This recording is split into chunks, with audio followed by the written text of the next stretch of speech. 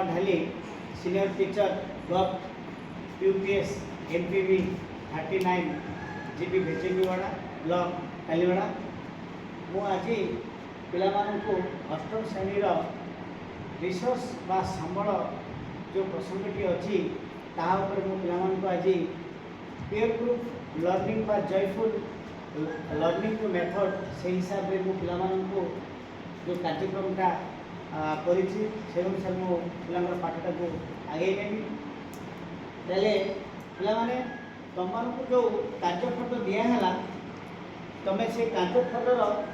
कामटा कर संबल आम क्या कहवा संबल आमर के आवश्यक हुए संबल बिना आम बंचीपर कि तापर आम जाना ये संबल मिलूँ कौटू ये संबल प्रकार है केते प्रकार संबल अच्छी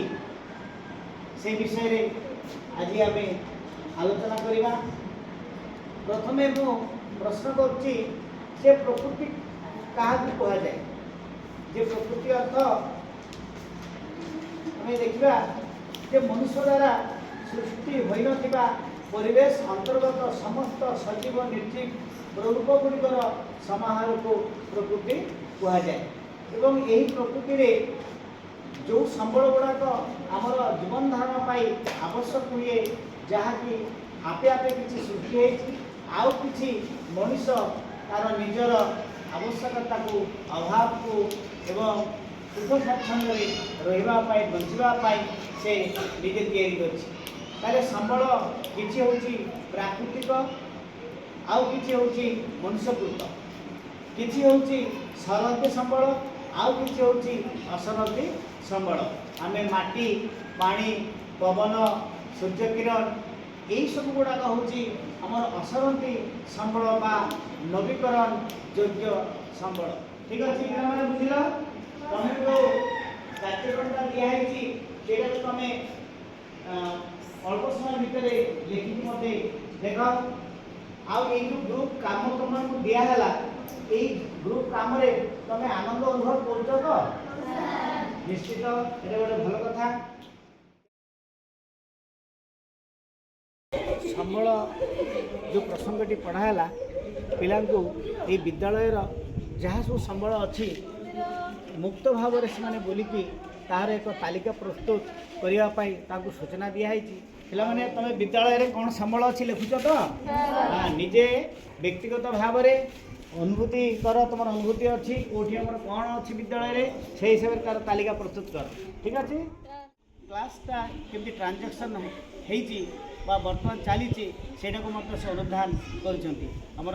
हेड सार को मो तरफ बहुत धन्यवाद। ये आमर अष्टम झील मैंने से विद्यालय कौन कौन संबल अच्छी ताहार तालिका प्रस्तुत कर।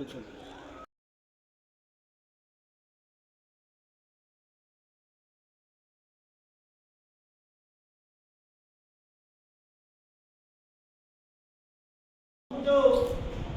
भूगोलटा आज दलगत भाव तुमको जो पाठ पढ़ाई संबल प्रसंग उपरे तुमको भल लगे तो तुम मैंने बुझीपार तो तुम ये दलगत कार्य तुमको मन में आनंद दे तो